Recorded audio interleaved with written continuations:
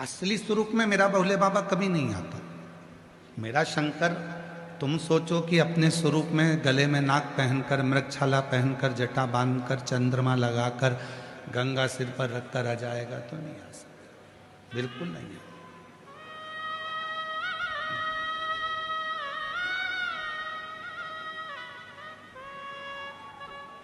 जो कहते हैं कि सिर पर गंगा रखकर भगवान शंकर आएंगे और मुझे दर्शन देंगे, नहीं देगा।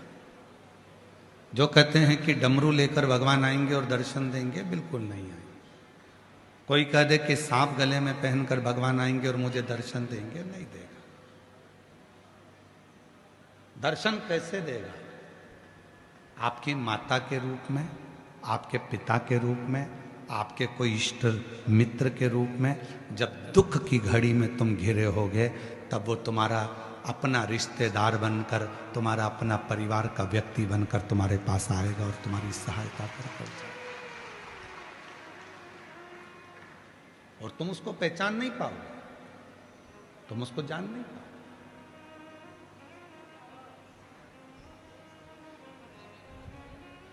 जैसे जीते जी अपने माँ बाप को नहीं पहचान पाते, जैसे जीते जी अपनी पत्नी को, अपने पति को, अपने रिश्तों को नहीं जान पाते, उसी तरह तुम परमात्मा को नहीं पहचान पाते।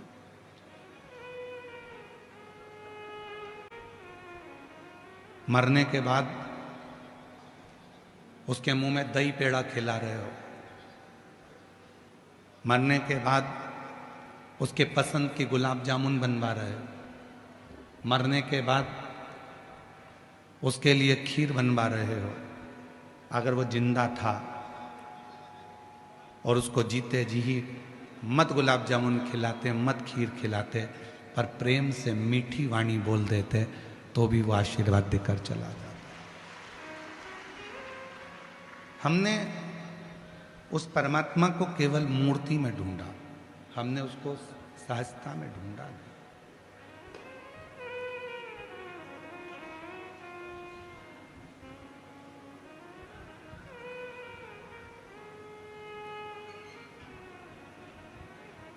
प्रत्येक जीव में, इसलिए शिव महापुराण की कथा कहती है कंकर में शंकर। ये जो शब्द निकला है कंकर में शंकर है, ये पहले लोग नहीं निकालते थे। अब दुनिया के लोगों को समझ में आ गया कि कंकर में शंकर है। आप कहीं पर भी बैठकर एक कंकर उठाकर भी उसको शिव मानकर उससे अपने दिल की बात कहते हो तो वो सुन लेता है, वो सुनता है। कंकर में शंकर, प्रत्येक जीव में परमात्मा, प्रत्येक जीव। हमारे निखिलेश जी एक भजन की लाइन बड़ी सुंदर गुनगुनाते हैं कि फूलों में ढूंढा तुझे, फूलों में ढूंढा तुझे, माला में पाए, फूलों में ढूंढा तुझे, कलियों में पाए, और फूलों की खुशबू में भोले बाबा का ठिकाना है। हम जगत में उसको ढूंढ रहे हैं, हम हर जगह पर उसको जाकर ढूंढ रहे हैं, पर उसका ठिकाना तो खुशबू में है, सुगंध में।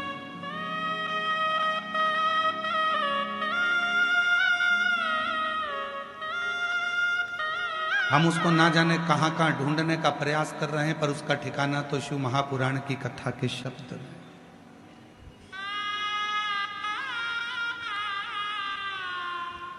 जो लोग सीहोर आते हैं कंकर शंकर की पूजन करने के लिए, रुद्राक्ष लेने के लिए, हम उनसे एक बात कहते हैं, यहां से लेकर जाना तो दिल से लेकर जाना, ये समझकर लेकर जाना कि तुम्हारा शिव तुम्हारे साथ जा रहा और तुम्हारा दुखड़ा हरने के लिए जा रहा, तुम्हारी तकलीफ हरने के लिए जा रहा, तुम्हारा कष्ट हरने के लिए। यहाँ कई माताएं ऐसी बैठी हैं जो अपने साथ में कंकर शंकर को लेकर चलती हैं। कई बेटियां होंगी जिनके प्लेट में कटोरी में कंकर शंकर विराजमान, कई माताएं, कई भाई, कई जीजी, कई जीजा, कई बेटियां, कई बेटा, कई मेरे बुजुर्ग माँ बाप ऐसे बैठे हैं जिनके गले में रुद्राक्ष पड़ा हुआ है। एक रुद्राक्ष उसके गले में पड़ा है, उसको क्या लगता है कि मेरे गले में रुद्राक्ष है। और शिव महापुराण की अगर विद्येश्वर संहिता को पढ़ा जाए तो स्वयं शंकर पार्वती जी से कहते हैं कि ये रुद्राक्ष नहीं है, ये मेरा स्वरूप है, और जिसके गले में रहता हूं उसकी रक्षा का भार मेरे ऊपर रहता है, उसकी रक्षा का भार मेरे ऊपर। ये केवल रुद्राक्ष नहीं है, ये मेरा प्रतिबिंब स्वरूप है, ये मेरा स्वरूप।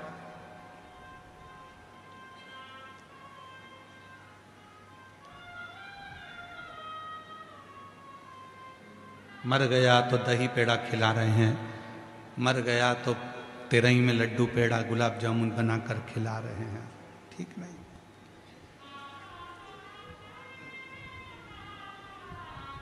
मर गया तो अस्थि की पूजन करी जा रही है, राख को भी पूजा जा रहा है, पर जिंदा था तो क्यों नहीं पूजा, जीवित था तो सम्मान क्यों नहीं दिया। कभी प्यासे को पानी पिलाया नहीं, फिर अमृत पिलाने से क्या, कभी गिरते हुए को उठाया नहीं, बाद आंसू बहाने से क्या। फिर बाद में नेत्रों से नीर बहाओ कि मैंने छोड़ दिया। जैसे जयपुर की इस पवित्र धरा पर शिव महापुराण की कथा चल रही है, आज कथा का छठा दिवस है।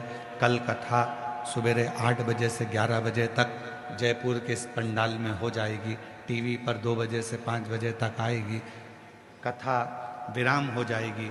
और कई लोग जयपुर के और आसपास क्षेत्र के बाद में पछतावा करेंगे, अपने पास में कथा हुई, झोली भरकर मैं लेकर नहीं आ सकी, मेरा शिव आया था, अपने मन की बात कह ना सकी, बाद में पछतावा, आज नहीं।